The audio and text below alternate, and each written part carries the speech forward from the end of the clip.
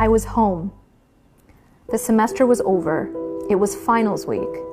Frantically, I worked to finish the final pages of my research paper for experimental psychology. The paper was due by 4. It was 3:55. I called my instructor to tell her that I'd be there by 4:20. I was in control. As humans, we always are, even when we aren't.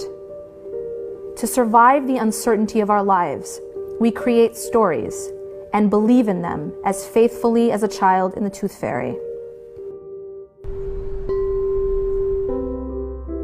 Among the most convincing of these stories is the belief in the omnipotence of human control. We believe, almost as fact, that the world around us is subject to our will and that it is in our control. We believe this because it seems too scary not to. It was 4:05 when I got into my car. It was raining then. I was in a hurry.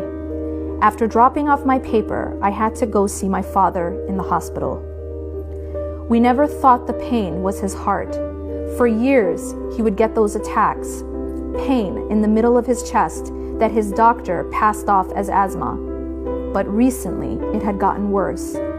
It wasn't unexpected. A lot had changed that year. And if there was one thing my father hated, it was change.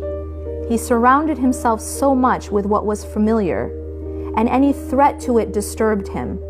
He filled his office with hundreds of pens, unwilling to throw a single one away.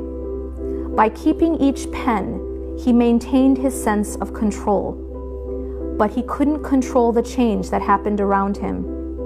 That year, my sister got married and my mother moved for work. It was hard on my father, and his heart paid the price. It was 4:10 now, but I wasn't worried.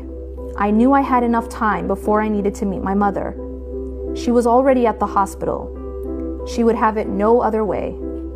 When my mother first heard he was sick, the news so consumed her that she tripped on the stairs and sprained her ankle. Until now, she can't even remember how. That's always how she was.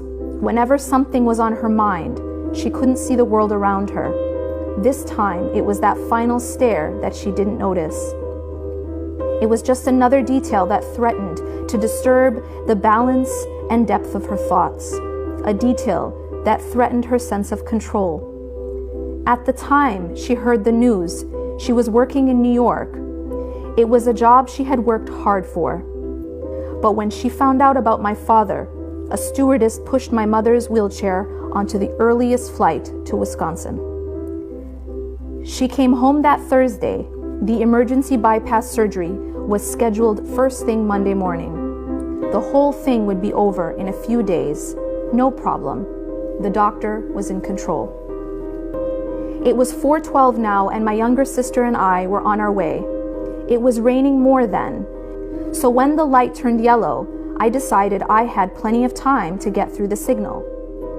But the car in front of me didn't think so. It stopped. It must have been seconds, but took hours. I left my house at 4:05 to be at school by 4:20. My father entered the surgical room on Monday to be out by Friday. We're all in control. We make our plans, we draw them out and fill them in.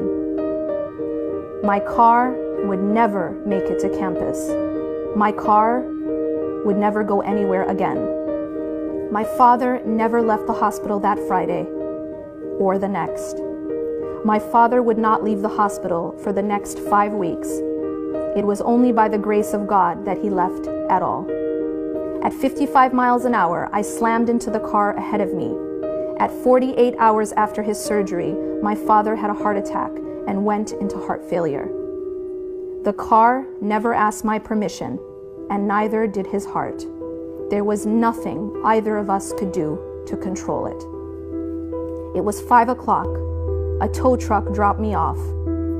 I was 45 minutes late and right back where I'd started. I was home.